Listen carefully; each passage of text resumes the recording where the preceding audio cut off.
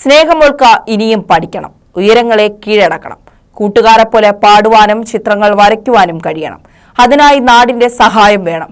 SLE എന്ന അപൂർവ രോഗത്തിന്റെ പിടിയിലകപ്പെട്ട ദുരിതത്തിലായ സ്നേഹ എന്ന 20-കാരിയാണ് തന്റെ ജീവൻ നിലനിർത്തുവാൻ സമൂഹത്തിന്റെ സഹായം ആവശ്യപ്പെടുന്നത്. ദിവസം മുഴുവൻ ശരീരം ആകമാനം ഇടിച്ചു നുറുക്കിയ വേദന സമ്മാനിക്കുന്ന അപൂർവ രോഗത്തോട് പൊരുതാൻ സ്നേഹമോൾ ഒരുക്കമാണെങ്കിലും ഭാരിച്ച ചികിത്സാ ചിലവുകൾ താങ്ങാൻ നിർധന കുടുംബത്തിന് നിവർത്തിയില്ല. വത്സമ്മയ്ക്ക് സ്നേഹമോളെ ഇപ്പോഴും 2 വയസ്സുള്ള കുട്ടിയെപ്പോലെ തന്നെ പരിപാലിക്കണം. ഭക്ഷണം കഴിക്കുവാനും കുളിക്കുവാനും കൈപിടിച്ച് നടത്തുവാനും അമ്മയുടെ സഹായം കൂടിയേ തീരൂ. രാവെന്നോ പകലെന്നോ വ്യത്യാസമില്ലാതെ ശരീരം നുറുങ്ങുന്ന വേദന വരുമ്പോൾ അലറിക്കരയുന്ന സ്നേഹമോളെ ആശ്വസിപ്പിക്കുവാൻ അമ്മ എപ്പോഴും ഉണ്ടാവണം. വിദഗ്ധ ചികിത്സ ലഭിച്ചാൽ ഈ അപൂർവ രോഗത്തിന് ശമനം ഉണ്ടാകുമെന്നാണ് ഡോക്ടർമാർ പറയുന്നത്. 8ാം ക്ലാസ്സിൽ പഠിക്കുമ്പോഴാണ് രോഗാവസ്ഥകൾ ശ്രദ്ധയിൽപ്പെട്ടത്. മെഡിക്കൽ കോളേജിൽ നടത്തിയ വിദഗ്ധ പരിശോധനയിൽ SLE എന്ന അപൂർവ രോഗമാണെന്ന് കണ്ടെത്തി. ശരീരത്തിൽ രക്തം ഉൽപ്പാദിപ്പിക്കുന്ന അണുക്കളെ മറ്റുള്ള അണുക്കൾ തിന്നു തീർക്കുന്നതാണ് രോഗാവസ്ഥ. ഇതിനെ തുടർന്ന് ശരീരത്തിലെ വിവിധ ഭാഗങ്ങളിൽ അതീവ വേദന ഉണ്ടാവും. നടക്കുവാനോ ഇരിക്കുവാനോ സാധിക്കാത്ത അവസ്ഥ.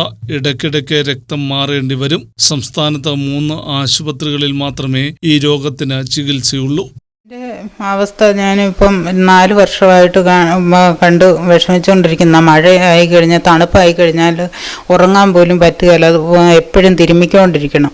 കൈക്ക് അതുപോലെ തന്നെ തലയ്ക്കകത്ത് വേദന വരുമ്പോൾ ഐസ് തലയിൽ വെച്ച് എപ്പോഴും തണുപ്പിച്ചുകൊണ്ടിരിക്കണം. കാലും കൈയും എല്ലാം മാറി മാറി തിരുമണം. കൈ തിരുമുമ്പോൾ കാല് തിരുമാൻ പറയും, കാല് തിരുമുമ്പോൾ ശരീരം തിരുമാൻ പറയും. അങ്ങനത്തെ ഒരവസ്ഥയിലാണ് ഞാൻ. അവളെ ഏത് സമയം ഒരു കുഞ്ഞു പിള്ളേരെ നോക്കുന്നത് പോലെ എപ്പോഴും എൻ്റെ ഒരു സഹായം അവൾക്ക് ആവശ്യം. അടുത്തുള്ളവരൊക്കെ അവരെ കൊണ്ട് പറ്റുന്നത് പോലൊക്കെ സഹായിച്ച് ഇത്രയും നാളും ഞങ്ങളുടെ ആശുപത്രി ചെലവൊക്കെ നടന്നു. പക്ഷേ ഇനിയും മുന്നോട്ട് ചികിത്സിക്കണമെങ്കിൽ ഞങ്ങളെ കൊണ്ട് ഒരു നിവർത്തി. കരുണാപുരം വണ്ടൻമേട് പഞ്ചായത്തുകളുടെ അതിർത്തിയിലുള്ള കുളത്തുംമേട്ടിലെ 5 സെന്റ് ഭൂമിയിലെ ചെറിയ വീട്ടിലാണ് സ്നേഹയും സഹോദരിയും അച്ഛനും അമ്മയും താമസിക്കുന്നത്. ആകെയുണ്ടായിരുന്ന ഒരേക്കർ ഭൂമി വിറ്റ പണം കൊണ്ടാണ് ആദ്യഘട്ട ചികിത്സകൾ നടത്തിയത്. എന്നാൽ അതുകൊണ്ട് ഒന്നുമായില്ല.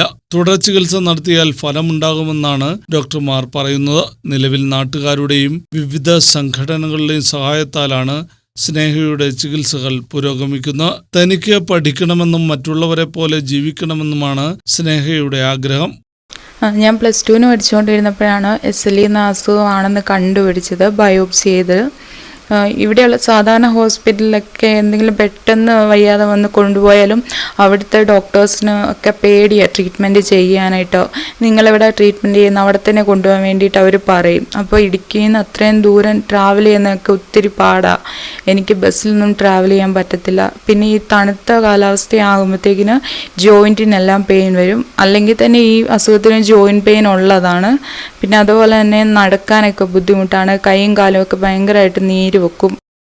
കൂലിപ്പണിക്കാരനായ അച്ഛൻ മണിയുടെ വരുമാനം കൊണ്ട് വീട്ടിലെ ചെലവുകൾ പോലും നടത്തുവാൻ ബുദ്ധിമുട്ടുകയാണ് ഈ കുടുംബം. സുമനസ്സുകളുടെ സഹായമുണ്ടെങ്കിൽ ഈ കുട്ടിയും നമുക്കൊപ്പം സമൂഹത്തിൽ ജീവിക്കും. ജോജി ജോൺ, ന്യൂസ് ബ്യൂറോ, രാജകുമാരി.